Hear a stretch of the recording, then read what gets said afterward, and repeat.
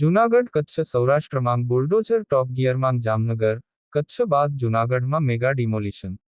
મજેવડી દરવાજે મોડી રાત્રે ગેરકાયદે દરગાહ પર ચાલ્યું સરકારી બુલડોઝર. સવાર પડે તે પહેલા જ બે મંદિર અને એક દરગાહને કરાયા દૂર. 800મી વધુ પોલીસકર્મીના લોખંડી બંદોબસ્ત વચ્ચે ડિમોલિશનની કાર્યવાહી મોડી રાત્રે 2 વાગ્યે હાથ ધરાઈ. ડિમોલિશનની કાર્યવાહી જૂનાગઢ શહેર, જિલ્લા અને જિલ્લા બહારની પોલીસની લેવાઈ મદદ. મનપા અને મહેસૂલ વિભાગના દસ્તાવેજોની પૂરી ચકાસણી બાદ કાર્યવાહી આગોતરા આયોજન મુજબ એડવાન્સમાં જ બોલાવાઈ હતી. સુરક્ષાદળી 2 ટુકડીઓ જલારામ સોસાયટીમાં આવેલ જલારામ મંદિરનું બાંધકામ અને રેલવે સ્ટેશન નજીક મંદિરનું બાંધકામ તોડી પાડવામાં આવ્યું. હાઈકોર્ટના આદેશ મુજબ રોડ રસ્તાને નડતરરૂપ ગેરકાનૂની બાંધકામો તોડી પાડવાના આદેશ મુજબ જૂનાગઢમાં ડિમોલેશન કામગીરી હાથ ધરવામાં આવી.